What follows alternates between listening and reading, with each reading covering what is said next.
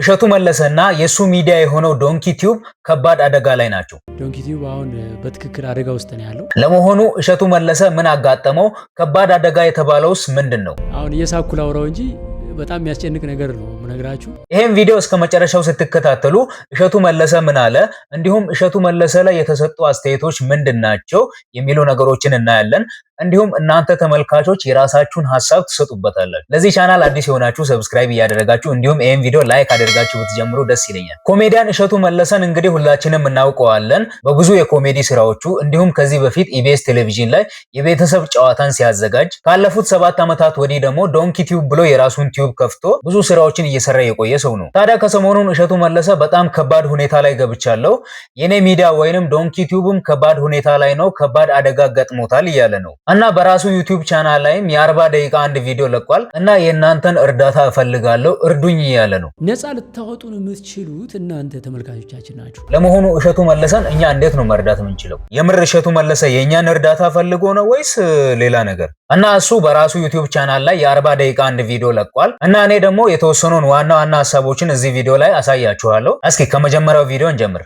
ገጠር ኢትዮጵያውያንን ብለን ጎሬ ድረስ ጅማ ድረስ ሐዋሳ ድረስ 10-15 ክሩ ይዘን ሄደን እዛው እያደርን እየዋልን ያን ሁሉ ዕቃ ይዘን ፕሮግራም ሰርተን ኢትዮጵያዊነት አንድነት የሚፈጥር ፕሮግራም ይድናል በሚለው ፕሮግራማችን ወጣቶች ከሱስ እንዲወጡ ብዙ ሶሻል ሚዲያዎች ሱስን አማላይ ያደርገው በማቅረባቸው ሱስ ውስጥ የተዘፈቀው ወጣት ከሱስ እንዲወጣ መጀመሪያ ባለታሪኮቹ ታሪካቸው እንዲያጋሩ 12 ኤፒሶድ ይድናል ፕሮግራም ሰርተናል። ከዛስ ታሪክ ማጋራት ብቻ በቂ አይደለም ብለን በሱስ መሬት ላይ ወደቁትን ደግሞ ከኒውማ የበጎ አድራጎት ማገገሚያ ማዕከል ጋር በመተባበር በእናንተው የገንዘብ እርዳታ 5 ወጣቶች በሱስ ሲወደቁ ከጎዳና ተነስተው ኒውማ እንዲገቡ አድርገን ከ5ቱ 3ቱ ዛሬ ከሱሳቸው ተላቀው ንስሐ ገብተው ስጋው ደግሞ ተቀብሏል። እግዚአብሔር ክብርና ምስጋና ይድረሰው። እንቀጥል። ዶንኪ ቲዩብን እንፈትሸው። ዶንኪ ቲዩብ ላይ በብሔር ተለይቶ ሰው ጥቃት ሲፈጸምበት አንድ ብሔር ሲሰደብ አይታችሁ ታውቃላችሁ? ሁሉም የብሔር ተወላጅ መጥቶ ድምፁ የሚሰማበት የሁሉም ብሔር ቤት በጦርነቱ ሰዓት በትግራይ ጦርነት ሰዓት እኮ አንዱን ብሔር ወግኖ አለመቆም ኃጢአት ነበር፣ አይቻልም። በጣም አደገኛ ነው። ብሔርተኛ መሆን ነበር የሚያዋጣው በዛ ሰዓት።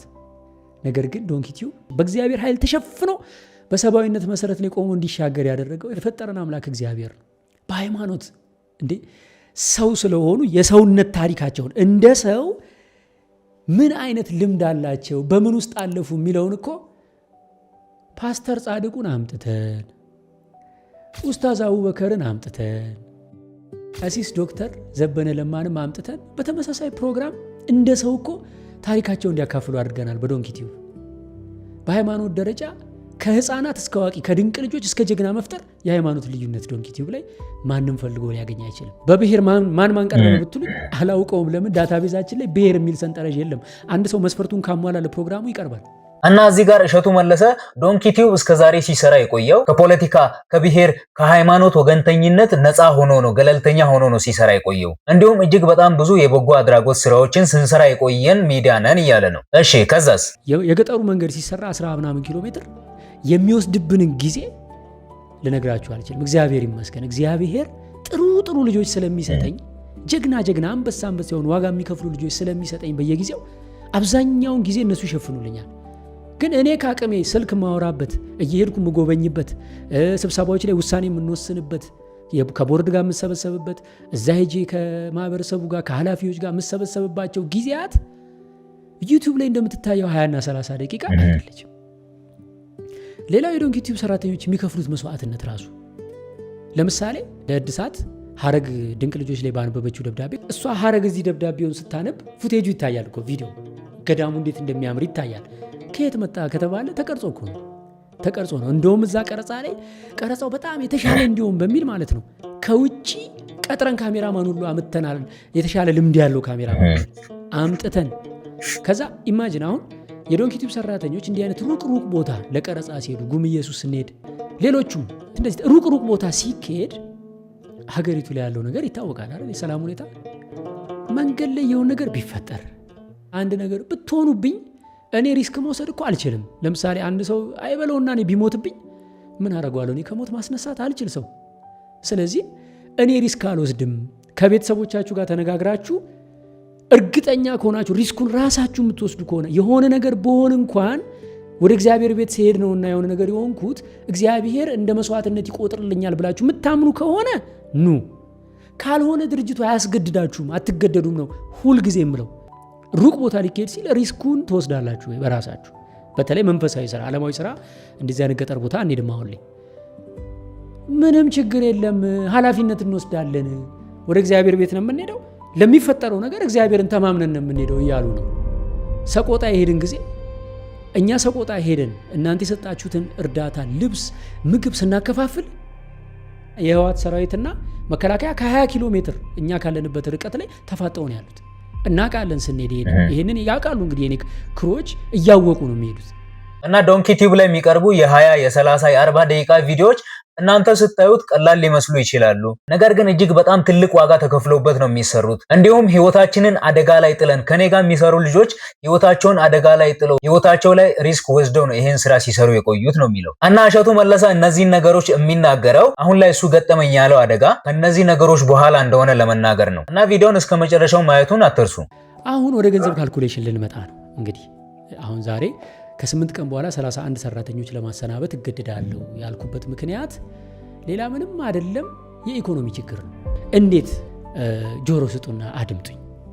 የመጀመሪያው ነገር የምንሰራቸው ሾዎች ቅድም እንዳልኳችሁ 20 ምናምን ቀን ነው የሚፈጁት። 20 ምናምን ቀን አንድ ሾው ላይ ተሰርቶ ተፈጅቶ ከዩቲዩብ የሚገኘው ገንዘብ በየትኛውም ካልኩሌሽን ወጪው ሊሸፍን አይችልም። ለምን ካላችሁ የመጀመሪያው ነገር ዶንኪ ቲዩብ የግለሰብ ዩቲዩብ ወይም ዝም ብሎ የግል ተቋም አይደለም። በስነ ስርዓት ኢትዮጵያ ውስጥ ንግድ ፍቃድ አውጥቶ የሚንቀሳቀስ በአንድ ወቅት ከ67 በላይ ሰራተኞች ያሉት ከ67 በላይ ሰራተኞች ደርሶ በአንድ ወቅት እስከ 1 ሚሊዮን ብር ደሞዝ የሚከፍል 300 ምናምን ሺህ ብር የስራ ግብር 160 ምናምን ሺህ ብር በላይ የጡረታ በድምሩ 1.4 ሚሊዮን ብር ለደሞዝ ብቻ የምናወጣበት የ3 ህንፃ ኪራይ የምንከፍልበት የነዳጅ የተለያዩ ወጪዎች ፕሮዳክሽን ሲሰራ ኢቭን ገንዘብ ስንሸልም በተደጋጋሚ አይታችኋል። እና ዶንኪ ቲዩብ እንደ ቲዩብ በጣም ብዙ ሰራተኞች ወይንም ከ67 በላይ ሰራተኞች የነበሩት ቲዩብ ነው። ታዲያ ለነዚህ ሰራተኞች የሚከፈለው ደሞዝና ዶንኪ ቲዩብ ከዩቲዩብ የሚያገኘው ገንዘብ አይመጣጠንም። ለሰራተኛው የሚከፈለው ገንዘብ ከሚገኘው ገቢ በላይ ነው እያለ ነው። ነገር ግን ዶንኪ ቲዩብ ገንዘብ ላይ ብቻ ፎከስ አድርጎ ቢሰራ ኖሮ በቀን 2ም 3ም ቪዲዮ እየለቀቀ ጥሩ ገቢ ማግኘት ይችል ነበረ። ነገር ግን እኛ የተሻለ ነገር፣ ጥራት ያለው ነገር፣ የበሰለ ነገር ማቅረብ ስለምንፈልግ የምንሰራው ቪዲዮ ረጅም ጊዜ ይወስድብናል። በዚህ ምክንያት የምናገኘው ገንዘብም በዛው ልክ ያንሳል ነው እያለ ያለው። ወጪው የመጀመሪያው ደረጃ የዶንኪ ቲዩብ ወጪው እጅግ በጣም ከባድ ነው።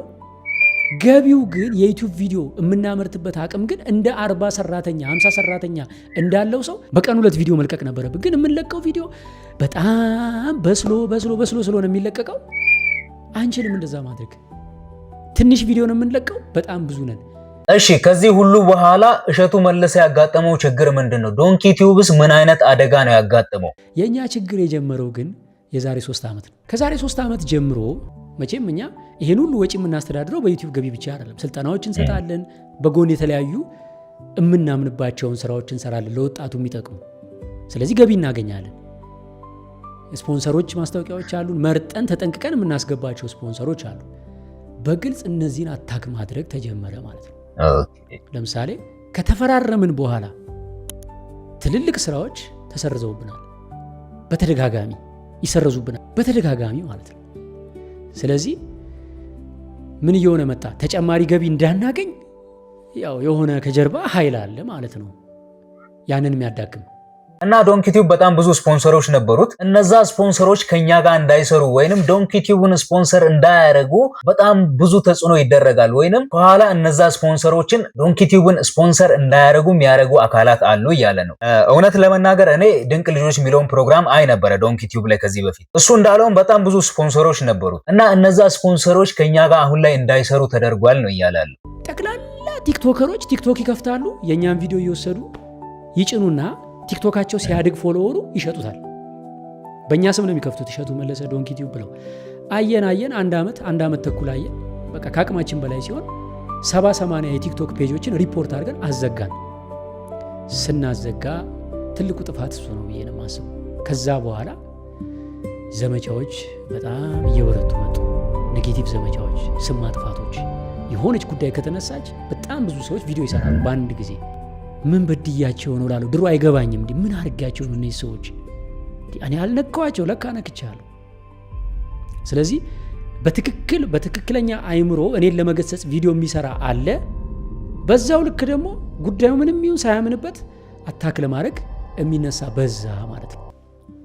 የፈጠራ አታኮች አይታችኋል። ትክክለኛዎቹን ማለት የምወቀስባቸውን የምሰደብባቸውን ነገሮች በአኮቴት ነው የምቀበለው። ለምን? እንደውም እግዚአብሔር ሸፍኖልኝ ነው እንጂ ኃጢአቴን ቢገልጠው ከዚህ በላይ ብዙ የሚቀጠቀጥ ነገር ያለኝ ሰው ነኝ። በጣም በጣም በጣም በጣም በጣም ብዙ የሚመታ ነገር ያለኝ ሰው ነኝ። እና ቲክቶከሮች ራሱ ለዶንኪ ቲዩብ መውደቅ ተጠያቂ ሊሆን ይችላሉ። ምክንያቱም ቲክቶክ ላይ ብዙ ፌክ አካውንቶችን ይከፍቱና የዶንኪ ቲዩብን ቪዲዮዎች እየቆራረጡ ቲክቶክ ላይ ይለቃሉ። ሰው እዛ ቲክቶክ ላይ ያለውን ነገር ነው እንጂ የሚያየው ዩቲዩብ ላይ ገብቶ የዶንኪ ቲዩብ ቪዲዮዎችን ማየት አቁሟል ማለት ነው። እና በዚህና በሌሎች ምክንያቶች ኢኮኖሚካሊ በጣም ተጎድተናል ነው የሚለው። ኢኮኖሚው አንደኛ ሆን ተብሎ ከጀርባ አታክ እየተደረገ፣ ሁለተኛ ያው አውቀውም ሳያውቁም የኛን ቪዲዮ ቲክቶክ ላይ በሚለቁ ሰዎች፣ ሶስተኛ ቪዲዮዎቻችን ረጅም ቀናት የሚፈጁ በመሆናቸው ብዛትና እንደ ልባችን መልቀቅ ባለመቻላችን ዩቲዩብ ቻናላችን አሁን ላይ በኢኮኖሚ ደረጃ ሰርቫይቭ ማድረግ አቅቶታል። ይሄን ሰርቫይቭ ለማድረግ ብዙ ነገር አድርገናል። ለምሳሌ በጣም ብዙ ሰራተኞች ለመልቀቅ ተገደናል። ልንከፍላቸው ስላልቻለን ምርጥ ሰራተኞቻችንን እያዘንን ሄደውብናል። ከ60 ከ70 በላይ ሰራተኛ ደርሰን የነበርን ሰዎች አሁን ቤት ውስጥ ያሉን 46 ሰራተኞች ብቻ ናቸው። እነዚህም 46 ሰራተኞች የቆዩልን በመነጋገር ችግሩን በማየት በውይይት ደሞዛቸውን ቀንሰው ነው፣ በግማሽ ቀንሰው። ከዚህ በላይ ሰርቫይቭ ለማድረግ እንቸገራለን። ያሉንን ሰራተኞችንም ማቆየት ይከብደናል። ስለዚህ አሁን ላይ ያለን መፍትሄ አንድና አንድ ነው፣ እሱም እናንተ ናችሁ እያለ ነው። ቆይ እንዴት? እኛ ለዶንኪ ቲዩብ መልሶ ማገገም እንዴት ነው መፍትሄ ልንሆን የምንችለው? ነፃ ልታወጡን የምትችሉት እናንተ ተመልካቾቻችን ናችሁ። እንዴት ካላችሁ በውጭ የምትኖሩ ኢትዮጵያውያን ዩቲዩብ ለዚህ በጣም ምቹ ፕላትፎርም ነው። ምን አለው? ሜምበርሺፕ ወይም አባልነት ኦፕሽን አለው። 2000 ኢትዮጵያውያን አባል ብትሆኑ የዶንኪ ቲዩብ ጆይን ብታደርጉ እንደ ሜምበር ማለት ነው በወር 5 ብር ነው ከእናንተ ላይ የሚቆርጠው። ለእኛ ግን ነፃነት ሰጣችሁ ማለት ነው። እንዴ እኔ ሰራተኞቼን ማሸማቀቋቸው፣ አንዴ ደግሞ ዝንቀንስ፣ አንዴ በኤፒሶድ እናድርግ፣ አንዴ እንደው መቼም እግዚአብሔር መርቆ ስለሰጠኝ ነው እንጂ እንደዚህ አይነት አስጨናቂ ሴኩሪቲ ጆብ ሴኩሪቲ የሌለበት ቦታ ማንም መቆየት አይፈልግም። ስለዚህ እኔ በቃ ትክክለኛ 2000 ሰዎች ካላችሁ 3000 ሰዎች ካላችሁ ዶንኪ ቲዩብን እንዲቀጥል የምትፈልጉ ከጎናችሁ ነን። በቃ ይህን ስራ በርቱ፣ እናንተ ዝም ብላችሁ ስራችሁን ቀጥሉ፣ በርቱ የምትሉን ከሆነ ይኸው አባል ቤተሰቡ ነው። በቃ ጆይን የምትለዋን በተን ተጫኗት። እዚህ ስክሪኑ ላይ እንደምታዩት ከቪዲዮ ስር ጆይን የምትላለች አይደል? እዚህ ቪዲዮ ስር አሁን ወደታች ብትሄዱ ጆይን የምትልበት፣ በቲቪ ከሆነ የምታዩት በሞባይላችሁ ግቡና ጆይን የምትለዋን ትጫናላችሁ። ከዚያችን ሰማያዊን ጆይን የምትለዋን ስትጫኑ የራሳችሁን ክሬዲት ካርድ እንድታስገቡ እድል ይሰጣችኋል። ከዛ 5 ብር አለ፣ 10 ብር አለ፣ ምርጫ አለ። በወር አንዴ ነው የሚቆርጠው። ያንን ሰብስክራይብ ካረጋችሁ እንጂ እኛ 3 ሚሊዮን ሰብስክራይበር አለን፣ ግን በሰብስክራይበር አይከፍልም ዩቲዩብ። እና ዶንኪ ቲዩብ ሰርቫይቭ እንዲያደርግ ከፈለጋችሁ ሜምበርሺፑን ጆይን አድርጉ እያለ ነው። ያ ማለት እንግዲህ ሜምበርሺፕ ሰብስክራይብ ታደርጋላችሁ፣ ከዛ በየወሩ በዶላር ከናንተ ይቀነስና ለዶንኪ ቲዩብ ይሰጣል ማለት ነው። ያ እንግዲህ እነሱ ቪዲዮ ለቀው ከሚያገኙት ገቢ ተጨማሪ ገቢ ይሆናቸዋል ማለት ነው። እና ሰራተኞችን ከመበተኔና ዶንኪ ቲዩብ ስራውን ከማቆሙ በፊት የዚህ መፍትሄ አካል እንድትሆኑ ጠይቃችኋለሁ እያለ ነው እሸቱ መለሰ። ስለዚህ በመጪዎቹ 8 ቀናት ሜምበር የሆናችሁ ከጎናችን ካልቆማችሁ 31 ሰራተኞቻችንን ለማጣት እንገደዳለን። በዚህም የተነሳ በዶንኪ ቲዩብ ልንሰራ ያቀድናቸውን ታላላቅ በጎ ስራዎች ለመስራት አቅም ያጥረናል። እና አጠቃላይ ያለው ሁኔታ ይሄን ይመስላል። ዶንኪ ቲዩብ እና እሸቱ መለሰ ገቡበት የተባለው ችግርና አደጋ ይሄኛው ነው እንግዲህ። እና በዚህ ጉዳይ ላይ ጥቂት ነገር ለመነጋገር ያክል እኔ እንግዲህ እሸቱ መለሰን ለረጅም ጊዜ አውቀዋለሁ። ዶንኪ ቲዩብ ላይ ድንቅ ልጆች የሚለውን ፕሮግራም በልዩነት እከታተል ነበር። ከዛ ባለፈ በጣም ብዙ የበጎ አድራጎት ስራዎችን ሲሰሩ አውቃለሁ። በተጨማሪ ደግሞ የተለያዩ አብያተ ክርስቲያናትን ሲያግዙ አውቃለሁ። ታስታውሱ እንደሆነ ሌሊቱን ሙሉ እንቅልፍ አጥተው ምናምን ለቤተ ክርስቲያን ለአንድ ገዳም የገቢ ማሰባሰቢያ ሲያደርጉም ነበር ከዚህ በፊት። እና እንደኔ ሐሳብ ዶንኪ ቲዩብ እና እሸቱ መለሰ በጎ ነገሮችን አድርገዋል። በጎ ተጽዕኖ ፈጥረዋል ወይ? አዎ ፈጥሯል ነው የምለው። ዶንኪ ቲዩብ እንደ ቲዩብ ሰርቫይቭ እንዲያደርግ ትፈልጋለህ ወይ ብባል እኔ አዎ ሰርቫይቭ ቢያደርግ ደስ ይለኛል። አንደኛ እዛ ጋር እንደተባለው በጣም ብዙ ሰራተኞች አሉ። እነዛ ሰራተኞች ቤተሰብ አላቸው። እዛ ሰርተው በሚያገኙት ገንዘብ ነው እንግዲህ ቤተሰቦቻቸውን የሚያስተዳድሩት፣ ልጆቻቸውን የሚያሳድጉ ብዙ ሰዎች አሉ ማለት ነው። አንደኛ ለነዛ ሰዎች ሲባል ዶንኪ ቲዩብ ሰርቫይቭ ቢያደርግ ደስ ይለኛል። ከዛ ባለፈ ዶንኪ ቲዩብ እንደ ቲዩብ በጎ ነገሮችን ያደርጋል። በጎ ተጽዕኖ መፍጠር የቻለ ቲዩብ ነው። ስለዚህ እሸቱ መለሰ በአንዳንድ ነገሮች ከሚወቀሱባቸው ነገሮች በላይ የሚያደርጋቸው በጎ ተጽዕኖዎች ብዙ ናቸው ብዬ አስባለሁ። ያ ማለት ግን እሸቱ መለሰ ምንም አይነት ጥፋት የለበትም፣ ዶንኪ ቲዩብም የሆነ አይነት ጉድለት የለበትም ማለት አይደለም። ምክንያቱም ሁላችንም ሰዎች ነን። ትክክል ነው ብለን የሰራነው ነገር ስህተት ሊሆን ይችላል። ስለዚህ ዶንኪ ቲዩብም ሆነ እሸቱ መለሰ የተሳሳቱት ነገሮች ሊኖሩ ይችላሉ። ሰውን ያስቀየሙበት ነገር ሊኖር ይችላል። ስለዚህ ልናነሳቸው ከምንችላቸው ኔጌቲቭ ነገሮች በላይ ፖዚቲቭ ተጽዕኖ ይበልጣል ብዬ አስባለሁ። ይሄ እንግዲህ የኔ ሐሳብ ነው። እናንተ ምን እንደምትሉ አላቅም። እዚህ ጋር አንዳንድ ሰዎች የተለያዩ አስተያየቶችን እየሰጡ አይቼ ነበረ። የሆነ ጊዜ ላይ እሸቱ የኤአይ ትምህርት ወይንም አርቲፊሻል ኢንተለጀንስ ስልጠናዎችን እንሰጣለን ብሎ ማስታወቂያዎችን ሲያስነግር ነበረ። ስለዚህ ከዛ ስልጠና ላይ የምታገኘው ገንዘብ አለ አይደል እንዴ? ለምንድነው እኛን የምታስጨንቀን አይነት የሚሉ ሰዎች አሉ። በዛው ልክ ደግሞ ምንም ይሁን ምንም ይፈጠር ምን ከዶንኪ ቲዩብ ጎን እንቆማለን፣ ማድረግ የምንችለውን ማድረግ ያለብንን ነገር ማድረግ አለብን የሚሉ ሰዎች አሉ። ስለዚህ እናንተ ተመልካቾች እዚህ ጉዳይ ላይ ምን ሐሳብ አላችሁ? ዶንኪ ቲዩብ እና እሸቱ መለሰ ሰርቫይቭ እንዲያደርጉ መታገዝ አለባቸው፣ ሰፖርት መደረግ አለባችሁ ትላላችሁ? ወይንስ እኛ ምን አገባን ዶንኪ ቲዩብ ኖረ አልኖረ ሰርቫይቭ አረገ አላረገ እኛ የሚያገባን ነገር የለም ከሚሉት ወገን ናችሁ? እስኪ ሐሳባችሁን ኮሜንት ላይ በቅንነት ንገሩኝ።